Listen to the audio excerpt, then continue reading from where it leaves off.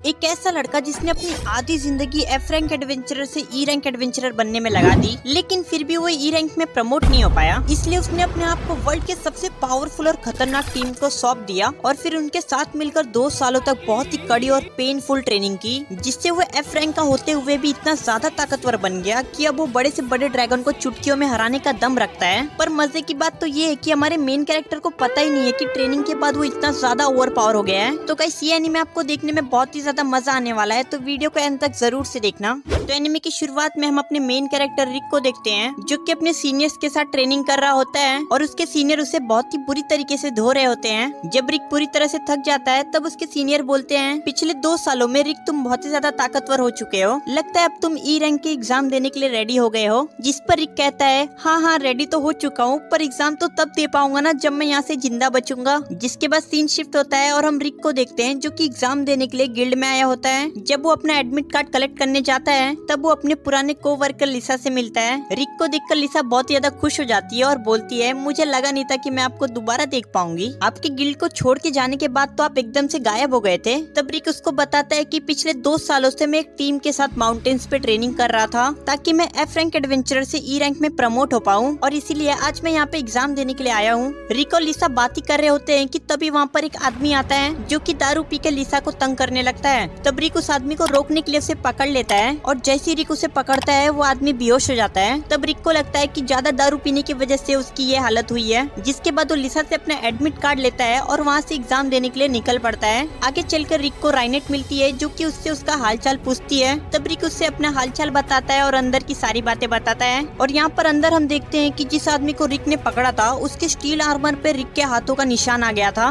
तब हमें पता चलता है कि ये आदमी एक ए रैंक का एडवेंचरर होता है, जिसको रिक ने बस पकड़ने से ही बेहोश कर दिया होता है। अब आप समझ सकते हो कि हमारा मेन कैरेक्टर कितना ज्यादा ओवर पावर है। जिसके बाद रिक एग्जाम देने चला जाता है, जहाँ पर सबसे पहले तो वहाँ पर उसके हाइट और एज को मेजर किया जाता है। और जैसे ही रिक अपनी एज बताता है तो सब कुछ देर के लिए शॉक हो जाते हैं। जिसके बाद सबसे पहले टेस्ट में सबका माना टेस्ट किया जाता है और उसके अकॉर्डिंग सभी को उनके मैजिक का रैंक दिया जाता है। जैसे ही रिक अपने हाथ को बॉल के ऊपर रखता है तो हम देखते हैं कि उसका मैजिक लेवल बहुत ही ज्यादा कम होता है और उसे एफ रैंक दिया जाता है। पर हम देखते हैं कि नेक्स्ट एडवेंचरर के आने से पहले वो बॉल टूट जाती है। जिसके बाद अब सभी लोग को सेकंड टेस्ट के लिए लेके जाया जाता है, जहाँ पर सभी लोगों को एक स्लाइम के ऊपर अपनी पूरी ताकत से हमला करने के लिए कहा जाता है ताकि वो उनके पावर्स को मेजर कर सके। तब रिक को याद आता है कि उसके सीनियर्स ने भी यही वाली ट्रेनिंग उससे कराई थी, जिसमें उसने गोल्डन स्लाइम बैग के ऊपर ट्रेनिंग की थी। और वो गोल्डन स्लाइम बैग असल में ड्रैगन के दांत जितना ताकतवर होता है। रिक के सीनियर्स ने उससे ये वाली ट्रेनिंग इसलिए कराई थी ताकि उसकी पूरी बॉडी बहुत ही ज्यादा स्ट्रॉन्ग हो सके। और रिक ने हर दिन कम से कम उस स्लाइम बैग के ऊपर 50,000 बार पंचेस मारे होते हैं, जिससे उसकी बॉडी बहुत ही ज्यादा स्ट्रॉन्ग हो गई होती है।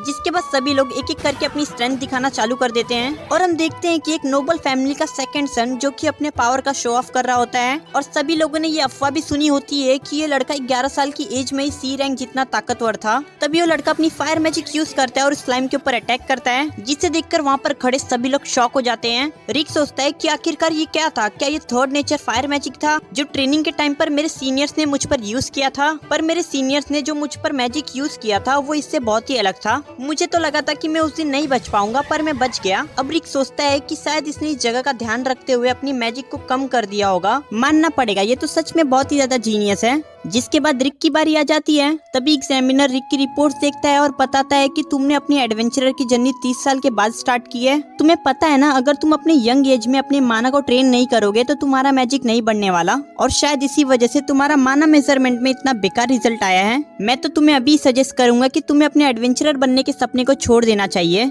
तब रिक सोचता है कि मुझे पता था कि ये दिन जरूर आएगा, पर मैंने यहाँ तक पहुँचने के लिए बहुत ही ज्यादा मेहनत की है। मुझे पता है कि मेरी एज में एडवेंचरर बनना नॉर्मल नहीं है, पर मैं ये करना चाहता हूँ और मैं ये करके रहूंगा। जिसके बाद रिक गुस्से में उस स्लाइम बैग के ऊपर एक जोरदार पंच मारता है, जिससे हम देखते हैं कि उस स्लाइम बैग के साथ साथ पीछे की दीवार भी चकनाचूर हो जाती है और सभी लोग ये देखकर बहुत ही ज्यादा हैरान हो जाते हैं। तब नोबल फैमिली का लड़का सोचता है कि आखिरकार ये आदमी है कौन। मैंने तो सोचा था मैं अपनी मैजिक का शो ऑफ करूंगा और सब मेरी तारीफ करेंगे, पर इसने तो मेरी जगह ले ली। लगता है अब मुझे डिफेंस मैजिक में कोई कमाल दिखाना होगा, क्योंकि वो तो मेरी स्पेशलिटी है। जिसके बाद सीन शिफ्ट होता है और हम देखते हैं कि रिक डिफेंस मैजिक में भी कमाल दिखा रहा होता है और एग्जामिनर के सभी अटैक को रोक रहा होता है। तब वो नोबल फैमिली का लड़का सोचता है कि मैंने तो अभी 4th नेचर कंपोज मैजिक को सीखा भी नहीं है और ये तो उसे बड़ी आसानी से रोक ले रहा है। तब ये सब देखकर वहाँ का एग्जामिनर भी रिक की तारीफ करता है और बोलता है अब मैं तुम्हारे ऊपर फिफ्थ नेचर मैजिक यूज करूंगा जो कि बहुत ही ताकतवर होगा, पर तुम अभी भी first nature defence magic use कर रहे हो, क्या तुम इसे सरवाइव कर पाओगे? तुम्हें अपने डिफेंस मैजिक को बढ़ाना चाहिए।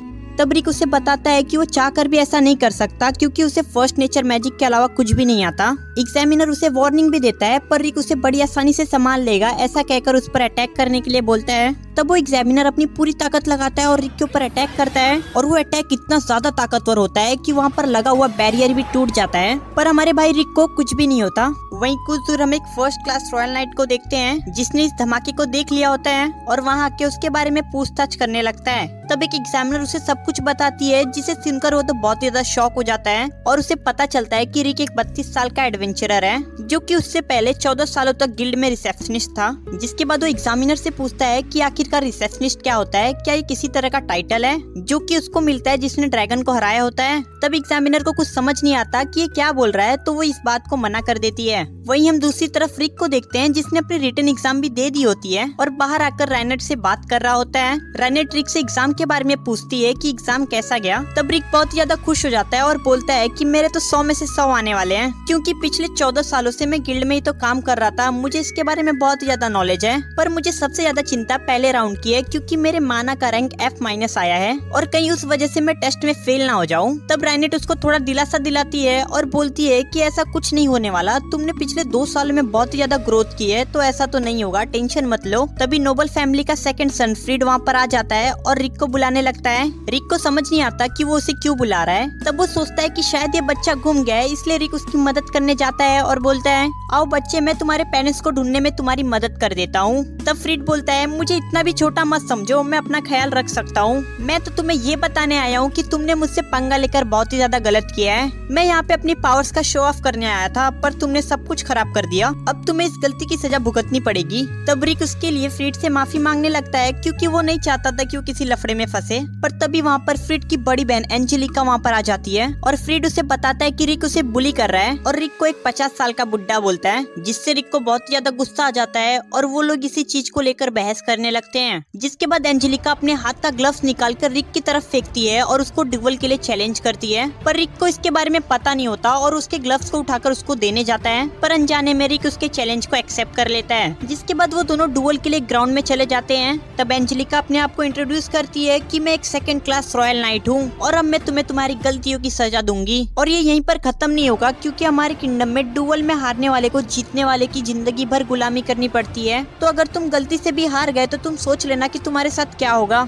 रिक को तो समझ ही नहीं आ रहा होता है कि ये क्या बोल रही है। तब वो राइनेट से पूछता है कि ये रॉयल नाइट क्या होता है और ये क्या बोल रही है। राइनेट उसको बताती है कि किंगडम में रॉयल नाइट शांति बनाने का काम करते हैं और जैसा कि इसने कहा कि ये सेकंड क्लास रॉयल नाइट है, तब तो ये पक्का बी रैंक के एडवेंचरर जितनी ताकतवर होगी, तो इससे लड़ते टाइम अपनी पावर्स पे थोड़ा कंट्रोल रखना। और राइनेट रिक को ऐसा इसलिए बोल रही होती है क्योंकि उसे पता होता है कि ट्रेनिंग के बाद अब रिक कितना ज्यादा पावरफुल हो गया है। पर रिक तो अभी भी सोच रहा होता है कि ये तो बी रैंक जितनी पावरफुल है और मैं ठहरा F रैंक का एडवेंचरर, मैं इसको कैसे हराऊंगा, क्या मैं जिंदा भी बच पाऊंगा। तब राइनेट रिक को उसके ट्रेनिंग के बारे में याद दिलाती है और उसे अपनी टीम के बारे में याद दिलाती है कि वो वर्ल्ड के सबसे पावरफुल टीम का मेंबर है, तो उसे डरने की कोई जरूरत नहीं है। और ये सुनते ही रिक के अंदर हौसला आ जाता है और वो फाइट के लिए तैयार हो जाता है। तब एंजेलिका कहती है कि तुम एक F रैंकर हो तो मैं ध्यान दूंगी कि मैं कहीं तुम्हें मार न दूं। और इतना बोलते ही एंजेलिका अपनी स्पीड को बढ़ाकर रिक के ऊपर हमला कर देती है, पर वो रिक को टच भी नहीं करती और उसके साइड से निकलकर आगे बढ़ जाती है और कहती है ये मेरी सबसे स्लो स्पीड थी और मुझे लगता नहीं कि तुम्हारे जैसा कोई F रैंकर इस स्पीड को मैच कर पाएगा, तो टेंशन मत लो, मैं इससे ज्यादा स्पीड से तुम्हारे ऊपर अटैक नहीं करूंगी।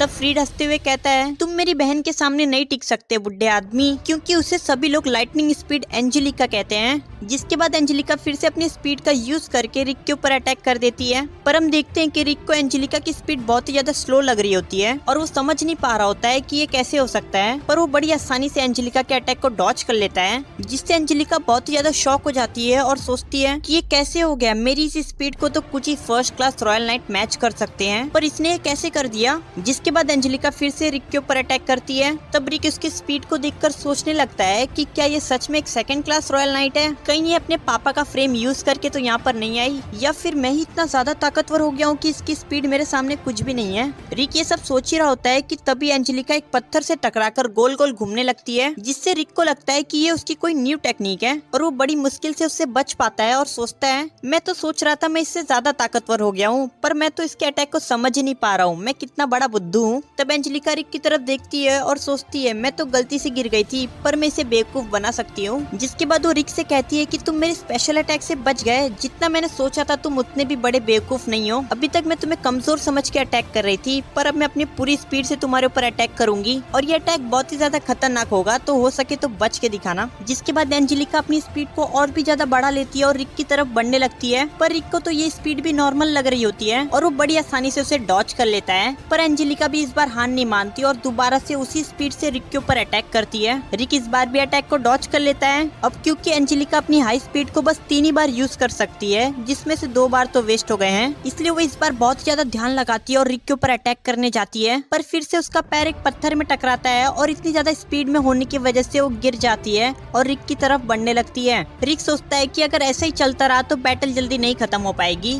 जिसके बाद रिक एंजेलिका को नीचे से आता हुआ देखकर उस पर एक जोरदार मुक्का मारता है, पर हम देखते हैं कि एंजेलिका उस मुक्के से बच जाती है और जिस जगह रिक ने मुक्का मारा होता है वहाँ पर एक बहुत ही बड़ा खड्डा हो जाता है। तब एंजेलिका सोचती है कि अच्छा हुआ मैं गिर गई थी, नहीं तो अगर मुझे पंच लगा होता तो मैं तो ऑन द स्पॉट खत्म हो गई होती। आखिरकार ये है कौन जो कि मुझसे भी ताकतवर है। तब रिक उसे बताता है कि मैं तो बस गिल्ड का एक पुराना रिसेप्शनिस्ट हूँ और 2 साल पहले ही मैंने एडवेंचरर की जर्नी शुरू की है। ऐसी पावर देखने के बाद एंजेलिका उसकी बात मानने से मना कर देती है, क्योंकि उसे लगता है कि कोई एफ रैंक के एडवेंचरर के पास ऐसी पावर हो ही नहीं सकती। रिक अब ऊपर आता है और बैटल कंटिन्यू करने बोलता है, क्योंकि उसे लग रहा होता है कि एंजेलिका सच में बहुत ही ज्यादा ताकतवर है और वो उसे कुछ सिखा सकती है। पर एंजेलिका बैटल कंटिन्यू करने से मना कर देती है और बोलती है आज के लिए इतना ही, क्योंकि तुमने मेरे फास्ट अटैक को डॉज किया है इसलिए मैं तुम्हें आज छोड़ रही हूँ, पर अगली बार ऐसा नहीं होगा, अगली बार मैं तुम्हें नहीं छोड़ूंगी। तब रिक सोचते हुए कहता है कि ये सब तो ठीक है, पर उस बात का क्या जिसमें तुमने कहा था कि जो भी हारेगा वो जीतने वाले की जिंदगी भर गुलामी करेगा।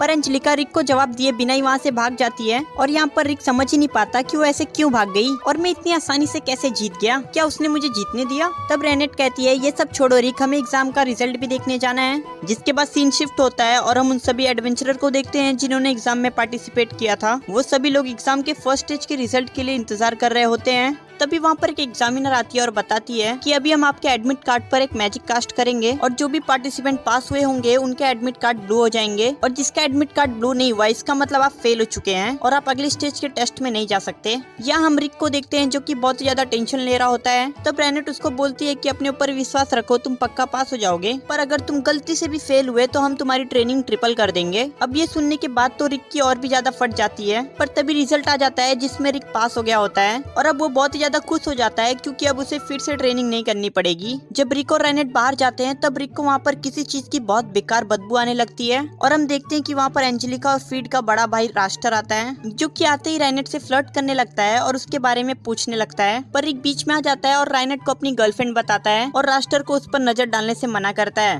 तब ये सुनकर रास्टर हंसने लगता है और रिक का मजाक उड़ाने लगता है कि तुम इस एज में भी अभी एफ रैंकर हो, तुम्हें इतनी सुंदर लड़की के साथ रहने का कोई हक नहीं है। तब रिक भी गुस्से में आकर उसकी बेइज्जती करना शुरू कर देता है और कहता है कि तुम यहाँ पर क्या कर रहे हो, तुम भी तो एक ई रैंकर हो ना, तुम भी यहाँ पर ई रैंक का एग्जाम देने आए हो ना, तुमने कौन सा बहुत बड़ा कुछ उखाड़ लिया है। तब रास्टर रिक को बताता है कि वो एक ए रैंकर है और वो यहाँ पर उसके सेकंड स्टेज का एग्जामिनर बनकर आया है। जिसके बाद वो फिर से राइनेट को डिनर पे लेके जाने के लिए पूछता है, पर इस बार राइनेट भी मना कर देती है और रिक को अपना बॉयफ्रेंड बताती है और उसके रहते हुए वो और किसी के साथ नहीं जा सकती। वैसे भी तुम्हारा परफ्यूम बहुत ज्यादा स्ट्रॉन्ग है जो मुझे बिल्कुल भी पसंद नहीं आया। तब ये सुनकर रिक कहता है कि वो अच्छा वो बेकार सी स्मेल तुमसे आ रही थी, जिसे सुनकर रास्टर रिक से चिढ़ जाता है और उससे कहता है कि अगर गलती से भी मैं तुम्हारा एग्जामिनर बन गया तो समझ जाना कि मैं तुम्हारे साथ क्या करूंगा। अब ये सुन के तो रिक की सिट्टी पिट्टी गुल हो जाती है, क्योंकि अगर गलती से भी रास्टर उसका एग्जामिनर बन गया तो वो तो उसे नहीं छोड़ेगा। दूसरी तरफ हम रास्टर को देखते हैं जो कि अपनी बेइज्जती के बाद एक जगह पर बैठकर ड्रिंक कर रहा होता है। तभी वहाँ पर एंजेलिका और फ्रीड आते हैं जो कि रोते रोते उसे रिक के बारे में बताते हैं कि कैसे उसने उनका सबके सामने मजाक बनाया था, जिसे सुनकर रास्टर तो और भी ज्यादा गुस्सा हो जाता है और उसका एग्जामी नंबर पूछने लगता है।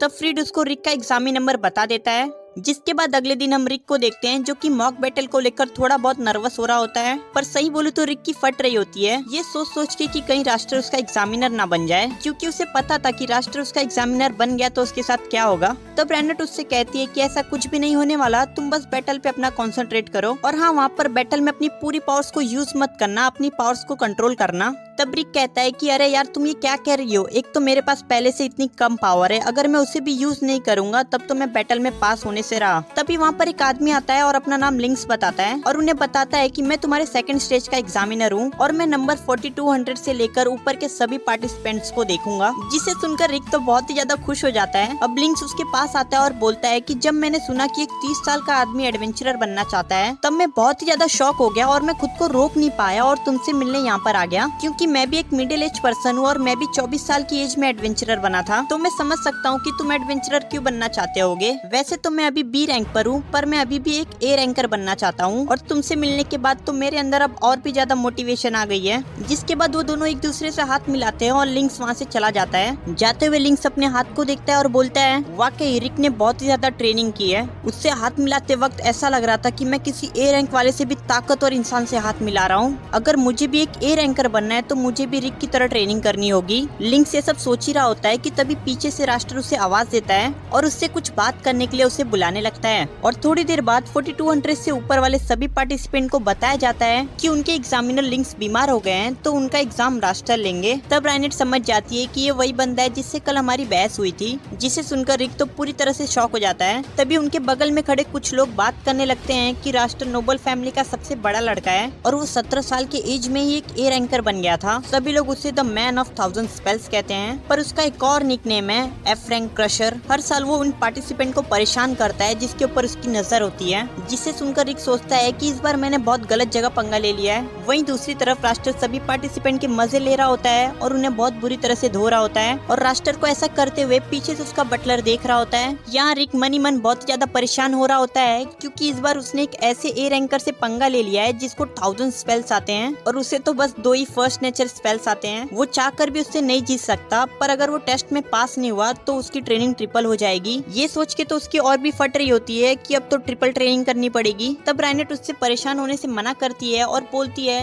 तुम चिंता मत करो रिक, तुम इस एग्जाम में पास हो जाओगे, मुझे पूरा भरोसा है। जिसे सुनकर रिक को थोड़ा सा अच्छा लगता है और वो थोड़ा रिलैक्स फील करता है। तभी वहाँ पर एक आदमी आता है जो खुद को एक मेज बताता है और रिक को उसका फ्यूचर देखने के लिए कहता है। रिक भी बड़ी आसानी से मान जाता है, जिसके बाद वो रिक को एक चेयर के ऊपर बैठने के लिए बोलता है और जैसे ही रिक उस चेयर के ऊपर बैठता है तब वो आदमी रिक को कहीं और टेलीपोर्ट कर देता है और हम देखते हैं कि वो आदमी कोई और नहीं बल्कि फ्रीड होता है, जिसने कि रिक को गिल्ड के पीछे साइड टेलीपोर्ट कर दिया होता है। जिससे रैनेट को बहुत ही ज्यादा गुस्सा आता है और वो फ्रीड के सामने रखे क्रिस्टल के साथ साथ पीछे की दीवार भी तोड़ देती है और फ्रीड को उठा के रिक के बारे में पूछने लगती है, पर फ्रीड उसको कुछ भी बताने से मना कर देता है। जिसके बाद रैनेट एक झटके में उसके सामने के बाल को काट देती है और उसके आंखों को उड़ाने की धमकी देती है, जिससे डरकर फ्रीड बताता है कि टेलीपोर्टेशन बहुत ही कॉम्प्लेक्स होता है और मेरे जैसा जीनियस भी उसे ज्यादा से ज्यादा 100 मीटर तक ही टेलीपोर्ट कर सकता है। वहीं दूसरी तरफ हम रिक को देखते हैं जो कि टेलीपोर्ट होके गिल्ड के पीछे की साइड आ गया होता है और वहाँ पर उसको रास्टर का बटर और उसके कुछ साथी घेर लेते हैं और उसे मारने की धमकी देने लगते हैं। रिक भी समझ जाता है कि अब उसका अंत आ चुका है और अब उसे कोई भी नहीं बचा सकता, पर जैसे ही वो थोड़ा ऊपर देखता है तब वो देखता है कि वहाँ पर उसके सीनियर्स आ गए होते हैं और वो लोग रिक से यहाँ पर होने का कारण पूछते हैं। तब उन्हें देख के तो रिक की और भी ज्यादा फट जाती है। जिसके बाद फिर से रंगशन उससे पूछता है कि तुम यहाँ पर क्या कर रहे हो रिक, क्या तुम्हें एग्जाम देने नहीं जाना है?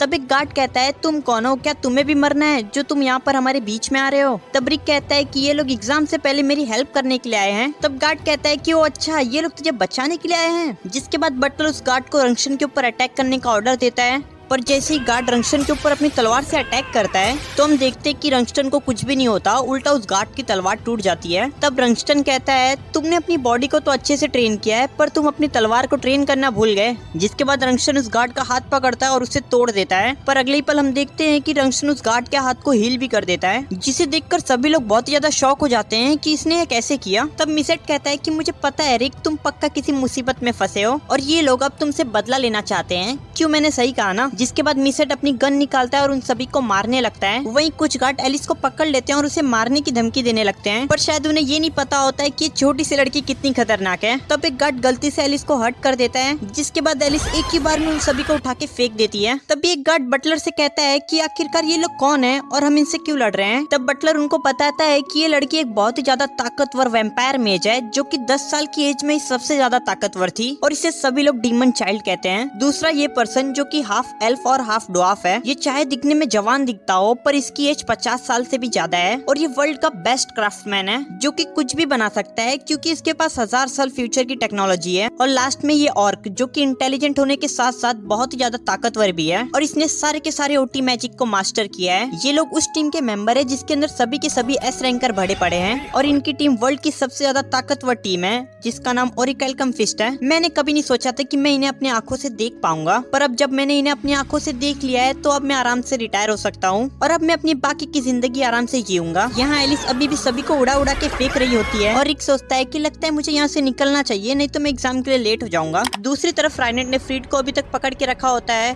और रिक के वापस आने तक उसे छोड़ने से मना करती है। तब फ्रीड कहता है तुम चाहे जो मर्जी कर लो, पर वो वापस आने से रहा। पर तभी अचानक से रिक वहाँ पर आ जाता है, जिसे देखकर फ्रीड तो एकदम हक्का बक्का रह जाता है। जिसके बाद राइनेट फ्रीड को उठाकर साइड में फेंक देती है और वो जाके सीधा दीवार में भिड़ जाता है। पर तभी अचानक से वहाँ पर लिंक्स आता है, जो कि बहुत ही बुरी हालत में था और वो बताता है कि ये सब मेरे साथ रास्टर ने किया है। रिक समझ जाता है कि ये सब रास्टर ने बस उसका एग्जामिनर बनने के लिए किया है, इसलिए अब रिक डिसाइड करता है कि अब वो रास्टर से लिंक्स का बदला लेगा और उसे बताएगा कि एफ रैंकर भी किसी से कम नहीं होते हैं। और इतना कहते ही रिक रास्टर की तरफ जाने लगता है। यहाँ हम रास्टर को देखते हैं जो कि पार्टिसिपेंट्स पे बिल्कुल भी रहम नहीं कर रहा होता है और उन्हें बहुत ही बुरी तरीके से ट्रीट कर रहा होता है। तब हम एक लड़के को देखते हैं जिसके पास दूसरों की पावर कोर देखने की एबिलिटी होती है और जब वो रास्टर के पावर कोर को देखता है तब उसे पता चलता है कि रास्टर का मैजिक कोर बाकी तीनों कोर से बहुत ही ज्यादा पावरफुल है और इसलिए वो बड़े से बड़े मैजिक स्पेल को बड़ी आसानी से कर पाता है। इतनी देर से रास्टर के ऊपर नजर रखने से उस लड़के की आंखों में थोड़ा थोड़ा दर्द होने लगता है, पर जैसे ही वो रिक के कोर्स को देखता है जिसके सभी कोर्स मैक्स आउट होते हैं बस मैजिक कोर को छोड़कर, अब ये देखने के बाद उस लड़के की आंखें बहुत ही तेज जलने लगती है और जोर जोर से चिल्लाने लगता है। रिक को आते हुए देखकर रास्टर उसकी तारीफ करता है। मैंने सोचा नहीं था कि तुम मेरे बटलर और उसके गार्ड से बच पाओगे, पर तुम बच गए। मानना पड़ेगा तुम बाकी एफ रैंकर की तरह नहीं हो, तुम में कुछ न कुछ तो बात है। और इतना कहते ही रास्टर रिक के ऊपर अपनी आइस मैजिक से अटैक कर देता है। तब रिक उसके अटैक को डॉच करता है और उसे याद आता है कि राइनेट ने उससे कहा था कि उसे पहले शांत रहना चाहिए और अपने अपोनेंट को ऑब्जर्व करना चाहिए, इसलिए रिक रास्टर के ऊपर अटैक नहीं करता और उसे ऑब्जर्व करना चालू कर देता है। अब raster third nature fire magic से रिक के ऊपर अटैक करता है, जिससे वहाँ पर बहुत ही बड़ा धमाका होता है। ये देख के लिसा को रिक की चिंता होने लगती है, पर रंगशन उसको चिंता करने से मना करता है और कहता है ये छोटे मोटे हमले रिक का कुछ भी नहीं कर सकते। हम जानते हैं कि रिक अब 30 साल का हो गया है और अब वो अपने माना मैजिक कोर को नहीं बढ़ा सकता, क्योंकि उसको बढ़ाने के लिए 20 साल से पहले उसे ट्रेन करना पड़ता है, नहीं तो उसे नहीं बढ़ाया जा सकता। इसलिए हमने उसके बाकी सभी कोर्स को जैसे स्ट्रेंथ, डिस्टोरिटी और मैजिक कंट्रोल को इतना ज्यादा ट्रेन किया जिससे अब वो बड़े से बड़े अटैक को बस अपनी पावर्स के 0.001% से रोक सकता है। तो तुम्हें चिंता करने की कोई जरूरत नहीं है, रिक को कुछ भी नहीं होगा। अब रास्टर फोर्थ नेचर मैजिक से रिक के ऊपर अटैक कर देता है, पर इस बार भी रिक उसके अटैक को डॉच कर लेता है। तब राइनेट लिसा को बताती है कि रिक असल में एक एस रैंक एडवेंचर जितना पावरफुल है, पर उसे अपनी ताकतों के बारे में एहसास नहीं है। तब मिसेट बोलता है ये सब आपकी गलती है बॉस, क्योंकि चाहे रिक ने कितनी भी बड़ी मुसीबतों का सामना क्यों ना किया हो, आपने हमेशा यही कहा है कि ये तो कोई भी एफ रैंकर कर सकता है, इसलिए कभी उसे अपनी ट्रू पावर का पता ही नहीं चला। तभी रास्टर मल्टीपल मैजिक से रिक के ऊपर अटैक कर देता है और उसे 2 जमीन के टुकड़े में गाड़ देता है, पर हम देखते हैं कि रिक को अभी भी कुछ नहीं होता। तब ये सब देख के रास्टर को बहुत ही ज्यादा गुस्सा आने लगता है और वो कहता है लगता है अब मुझे तुम्हें अपने हाथों से हराना पड़ेगा। जिसके बाद रास्टर अपने हाथों में माना का सप्लाई बढ़ा देता है और रिक को एक पंच मारने जाता है, पर हम देखते हैं कि जैसे ही रिक और उसका पंच टकराता है रास्टर पीछे की तरफ फेंका जाता है। तब रिक सोचता है कि अब मुझे समझ आ रहा है कि राइनेट मुझसे क्या कहना चाहती थी। रिक ने अपने स्किल को ट्रेन नहीं किया है, बल्कि बस वो अपने टैलेंट के दम पर इतना उछलता है। ये सच है कि इसके पास बहुत ही ज्यादा मैजिकल पावर्स हैं, पर उसके अलावा इसने किसी भी स्किल्स की प्रैक्टिस नहीं की है। मैं तुम जैसे के सामने बिल्कुल भी हार नहीं सकता। लगता है तुमने मेरे अटैक को गलती से कैंसिल कर दिया है, पर खुद को इतना भी लक्की मत समझो। जिसके बाद रास्टर स्पेल को पढ़ के थर्ड नेचर मैजिक से रिक के ऊपर अटैक कर देता है, पर रिक अपने एक हाथ से उसके स्पेल को रोक देता है और कहता है मुझे इस अनपॉलिश स्पेल को रोकने के लिए किसी भी मैजिक की जरूरत नहीं है। तब मिसेट सबको बताता है कि रिक ने इस अटैक को रोकने के लिए बस अपनी पावर का 0.01% यूज किया है। चाहे रिक के पास माना कैपेसिटी कम हो, पर उसका मैजिक म्यूजिक कंट्रोल सभी चीजों को बैलेंस कर देता है। यहाँ रास्टर फिर से रिक के ऊपर हमला कर देता है, पर इस बार रिक उसके मुंह पर एक जोरदार पंच मारता है जिससे वो दूर फेंका जाता है। पर तभी हम देखते हैं कि रास्टर को रिक के पंच से कुछ भी नहीं होता, क्योंकि जैसे रिक का पंच उसे लगने वाला था उससे बस 1 सेकंड पहले ही रास्टर ने अपने बॉडी को स्टील का बना दिया होता है, जिसकी वजह से रास्टर को कुछ भी नहीं होता। ये देख के तो एंजेलिका और फ्रीड भी हैरान हो जाते हैं, क्योंकि आज पहली बार किसी ने रास्टर के सेंटरिंग मैजिक को बीट किया है। मानना पड़ेगा तुम्हारी कैपेबिलिटी तो एक ई रैंक से ज्यादा ही है, और लगता है मैं भी इतने सारे स्टूडेंट का टेस्ट लेते लेते मैं भी थक चुका हूँ। तुम्हारा लक सच में बहुत ही अच्छा है। तब रिक कहता है कि तुम्हें मुझे बताने की जरूरत नहीं है कि मैं कौन हूँ और मेरी पावर्स क्या हैं। मैंने तुम्हारी स्ट्रेंथनिंग मैजिक और फायर मैजिक को ओवर पावर्ड कर दिया है और तुम यहाँ पर बहाने मार रहे हो। तब रास्टर उससे कहता है, ओ अच्छा, तुम अपने आप को ज्यादा ही पावरफुल समझ रहे हो, अच्छी बात है, पर मुझे एक बात नहीं समझ आ रही है कि तुम्हारा माना बहुत ही ज्यादा कम है, उसके बावजूद तुम 2 सालों में इतने पावरफुल कैसे बन गए। तब रिक उसको अपनी ट्रेनिंग के बारे में बताता है, तुम्हें नहीं पता कि कैसे मुझे एक ड्रैगन के नेस्ट में बंद कर दिया गया था और मुझे तब तक वहाँ से निकलने नहीं दिया गया जब तक मैंने वहाँ के सभी मॉन्स्टर को मार नहीं दिया। मुझे रोज एक्सप्लोजिव के बीच भगाया जाता था और मुझे मॉन्स्टर के पैरालाइजिंग लिक्विड में तब तक तैरना पड़ता था जब तक मैं वहाँ पर डूब नहीं जाता था। ये सब सुन के लिजा के मन में आता है कि अगर रिक ने ये सब किया है तो रिक को तो कब का मर जाना चाहिए। तब रंगशन उसको बताता है कि ना जाने कितनी बार ट्रेनिंग के दौरान रिक मारा गया है, पर बार बार मैंने उसको अपने हीलिंग मैजिक से जिंदा किया है। रिक ने यहाँ तक पहुँचने के लिए अपनी सभी लिमिटेशन को पार किया है, तब जाके रिक इतना पावरफुल बना है। जिसके बाद हम एक फ्लैशबैक देखते हैं कि कैसे मेजर रिक को ट्रेन करते करते मस्ती मस्ती में पहाड़ी से नीचे धक्का दे देता है और रिक वहीं पर मर जाता है। तब रंगस्टन उसको अपनी हीलिंग मैजिक से रिवाइव करता है और एलिस भी ट्रेनिंग के टाइम रिक के साथ कुछ ऐसा ही करती है, जिसके बाद रंगस्टन उसको फिर से रिवाइव करता है। यहाँ प्रेजेंट में रास्टर को रिक की सभी बातें झूठ लग रही होती हैं कि कोई इंसान इतना ज्यादा कैसे कर सकता है, और अगर इसने ऐसा किया है तो इसका मॉरल क्या है, इसने किस चीज के लिए इतनी ज्यादा ट्रेनिंग की है। तब रिक उसको बताता है कि उसका बस एक ही सपना है, इस दुनिया का सबसे ताकतवर एडवेंचरर बनने का और दुनिया के सबसे ताकतवर मॉन्स्टर काइसेट एल्फ्रेड को हराने का। तब ये सुनकर रास्टर उसका भाई फ्रीड हंसने लगते हैं, क्योंकि वो लोग काइसेट एल्फ्रेड को एक फेरी टेल समझते हैं जो कि एक बुक में लिखी हुई कहानी है। तब रिक कहता है कि मुझे कोई फर्क नहीं पड़ता कि तुम इसे फेरी टेल क्यों ना समझो, मुझे तो बस उस मॉन्स्टर को हराना है जो कि मैं एक दिन करके दिखाऊंगा। जिसके बाद रास्टर 7th नेचर मैजिक से रिक को बांध देता है और हम देखते हैं कि वो 8th नेचर मैजिक को एक्टिवेट कर देता है और कहता है, हाँ, ये सबसे ताकतवर स्पेल है जो कि एक ह्यूमन कर सकता है और ये मेरे 1000 स्पेल्स में से सबसे ताकतवर स्पेल है। और ऐसा कहते ही रास्टर मैजिक का यूज करके एक बहुत ही बड़ा मॉन्स्टर बना देता है।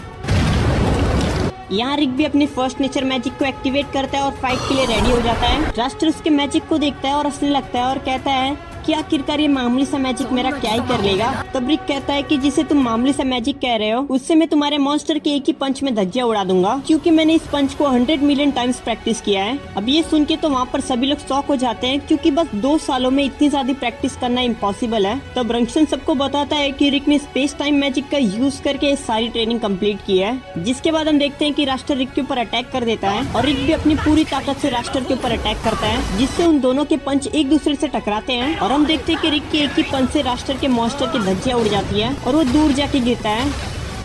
तब रिक भी थोड़ा शो ऑफ करता है और कहता है, आखिरकार क्या हुआ, तुम्हारे मैजिक ने तो मेरा बाल भी बाका नहीं किया, क्या तुम में बस इतना ही दम है। जिसके बाद इतना कहते ही रिक वहाँ से चला जाता है। बाद में रिक रूम में जाकर अपने सभी मास्टर्स का शुक्रिया अदा करता है, उसे इतना ट्रेन करने के लिए और इस काबिल बनाने के लिए। तभी रास्टर फ्रीड और एंजेलिका वहाँ पर आते हैं और रास्टर रिक से पूछता है कि तुम्हारे पास तो मेरे मुकाबले बहुत ही कम पावर है, पर तुमने मुझे कैसे हरा दिया। तब रिक बोलता है कि मैं बहुत सारे स्किल्स को यूज नहीं कर सकता, तो इसलिए मैं जितनी भी स्किल्स को जानता हूँ मैंने उन्हें तब तक पॉलिश किया जब तक मैं उन्हें कर सकता था, तो इसलिए मैं तुम्हें एक ही सलाह दूंगा कि तुम अपने एक ही स्किल को इतना ज्यादा ट्रेन करो, इतना ज्यादा पॉलिश करो कि उसके सामने कोई टिक ना पाए। अब रास्टर जाते जाते रिक से कहता है, इस बार मैं तो हार गया, पर अगली बार जब तुम प्रमोशन का एग्जाम देने आओगे तब मैं तुम्हें जीतने नहीं दूंगा। और इतना कहते ही वो लोग यहाँ से चले जाते हैं। जिसके बाद हमें एक फ्लैशबैक दिखाया जाता है जहाँ पर हम रिक को देखते हैं जो कि एक बुक पढ़ रहा होता है और ये भी डिसाइड करता है कि वो भी इस बुक के हीरो यमाटो की तरह एक एडवेंचरर बनेगा और अल्टीमेट मॉन्स्टर काइसेट एल्फ्रेड को हराएगा। अब वो अपने सपने को अपनी मम्मी पापा को बताता है, पर उसके मम्मी पापा उसे एडवेंचरर बनने से मना कर देते हैं और एक स्टेबल जॉब ढूंढने के लिए कहते हैं। लेकिन फिर भी रिक उनकी बात नहीं मानता और कुछ दिनों बाद एक डॉक्टर के पास चले जाता है, जहाँ डॉक्टर उसे बताता है कि तुम एक स्पेशल बच्चे हो, तुम्हारे पास एक इनहेरेंट स्किल है, पर अभी हम ये नहीं बता सकते कि वो कौन सी स्किल है। तब रिक उससे पूछता है कि क्या मेरे पास भी यामाटो द हीरो की तरह सेम पावर है। तब डॉक्टर हाँ बोलता है और कहता है कि ये हो भी सकता है, पर हम कंफर्म नहीं बता सकते। पर एक चीज ध्यान रखना कि तुम इस स्किल को ट्रेनिंग या फिर हार्डवर्क से अनलॉक नहीं कर सकते, ये अपने आप एक्टिवेट होगी जब इसका टाइम होगा, तो तब तक तुम्हें वेट करना होगा। अब ये सब सुन के तो रिक बहुत ही ज्यादा खुश हो जाता है और ये भी सोचता है कि जब ये स्किल एक्टिवेट होगी तब मैं इसे अपने मम्मी पापा को बताऊंगा और तब मुझे एडवेंचरर बनने से कोई भी नहीं रोक पाएगा। जिसके बाद हम देखते हैं कि रिक ने इसके बारे में अपने दोस्तों को भी बता दिया होता है और वो लोग हर रोज रिक से उसकी स्किल के एक्टिवेट होने के बारे में पूछते रहते हैं। पर हम देखते हैं कि 1 साल होने के बावजूद अभी तक रिक की स्किल एक्टिवेट नहीं हुई होती है। तब रिक को लगता है कि शायद ये स्किल मेरे बड़े होने के बाद एक्टिवेट होगी और रिक अपने बड़े होने का इंतजार करने लगता है। देखते देखते रिक बड़ा हो जाता है पर अभी तक रिक की स्किल एक्टिवेट नहीं हुई होती है। तब उसका एक फ्रेंड उसको बताता है कि बहुत सारे केसेस में ऐसा होता है कि जहाँ पर सामने वाले की स्किल एक्टिवेट ही नहीं होती, तो तुम वो सब छोड़ो, पहले एक एडवेंचरर बन जाओ। और वैसे भी बहुत सारे ऐसे एडवेंचरर हैं जिनके पास कोई भी स्किल नहीं है और इसके बावजूद वो बहुत सारा पैसा कमाते हैं। तब रिक उनको बताता है कि मैं पैसे की वजह से एडवेंचरर नहीं बनना चाहता।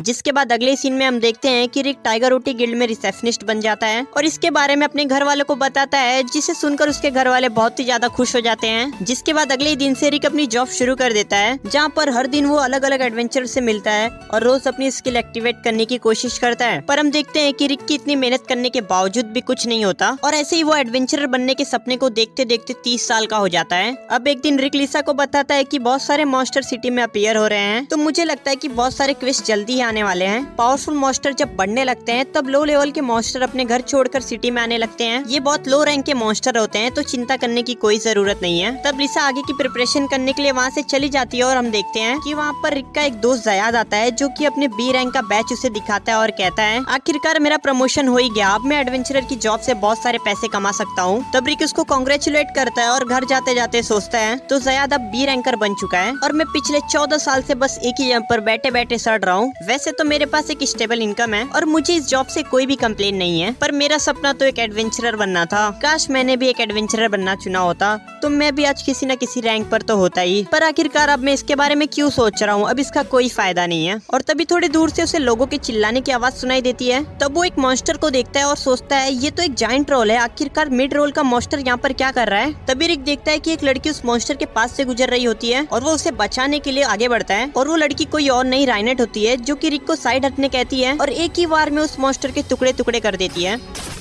तब राइनेट कहती है, मुझे बचाने की कोशिश करने के लिए शुक्रिया, पर इसकी कोई जरूरत नहीं थी क्योंकि मैं एक एडवेंचरर हूँ। हाँ, मैं तो बस तुम्हें बचाने की कोशिश कर रहा था, पर तुमने तो मुझे सच में बचा लिया, थैंक यू तो मुझे बोलना चाहिए। जिसके बाद वो दोनों एक दूसरे को अपना नाम बताते हैं और रिक उससे उसके रैंक के बारे में पूछता है कि क्या तुम एक बी रैंकर हो। राइनेट मना कर देती है कि वो कोई बी रैंकर नहीं है, वो तो एक एस रैंकर है। अब ये सुन के तो रिक को अपनी आंखों पे भरोसा नहीं हो रहा होता है कि वो एक एस रैंकर के सामने खड़ा है। तब वो सोचता है कि अगर ये एक एस रैंकर है तो मुझे इसके बारे में क्यों नहीं पता, कहीं ये उन एस रैंकर में से तो नहीं जिन्हें गिल्ड के रजिस्ट्रेशन से निकाल दिया गया है, क्योंकि ये बहुत ही ज्यादा ताकतवर एस रैंकर है और अब इन्हें डायरेक्ट मेन ऑफिस से लीड किया जाता है। ये शायद उसी टीम की मेंबर होगी जिसके अंदर सभी लोग सुपर टॉप क्लास एडवेंचरर है। जिसके बाद रिक राइनेट से बोलता है कि मुझे कभी नहीं लगा था कि मैं एक एस रैंकर से मिल पाऊंगा, पर अब जब मैं आपसे मिल चुका हूँ तो क्या मैं आपसे एक क्वेश्चन पूछ सकता हूँ। जिसके बाद रिक उसको बताता है कि मैं बचपन से एक एडवेंचरर बनना चाहता था ताकि मैं काइसेट एल्फेट को हरा सकूं और ऊपर से मेरे पास एक इनहेरेंट स्किल भी है, पर वो अभी तक एक्टिवेट नहीं हुई है, तो क्या मैं 30 साल की एज में एक एडवेंचरर बन सकता हूँ। तब राइनेट उसको बताती है कि जब तुमने मुझे बचाने की कोशिश की तभी मैं समझ गई थी कि तुम्हारे अंदर एडवेंचरर बनने की हिम्मत है, पर अगर तुम एक गिल्ड रिसेप्शनिस्ट हो तो तुम्हें माना कैपेसिटी के बारे में तो पता ही होगा। माना कैपेसिटी को अगर यंग एज में ट्रेन नहीं किया गया तो वो कभी नहीं बढ़ती है, और अगर तुम्हें एक एडवेंचरर बनना है तो तुम्हारे पास सर्टेन लेवल की माना कैपेसिटी तो होनी ही चाहिए। जिसे सुनकर रिक अब समझ जाता है कि अब वो चाहकर भी एडवेंचर नहीं बन सकता। जिसके बाद रिक राइनेट को थैंक यू बोलकर वहाँ से जाने लगता है और जाते जाते उससे पूछता है कि तुम अगर कभी फ्री हो तो हम डिनर पे चल सकते हैं। तब राइनेट उसको बताती है कि कल वो फ्री है, अगर वो चाहे तो कल हम डिनर पे साथ जा सकते हैं। रिक भी मान जाता है। जिसके बाद हम अगले दिन देखते हैं कि रिक बहुत ही ज्यादा खुश होता है और गिल्ड के अंदर अपने सभी काम जल्दी जल्दी खत्म कर लेता है। रात को रिक राइनेट से मिलने जा ही रहा होता है कि उसे बहुत सारे लोगों के चिल्लाने की आवाज आती है और वो सोचता है, यार क्या आज मॉन्स्टर छुट्टी नहीं ले सकते थे।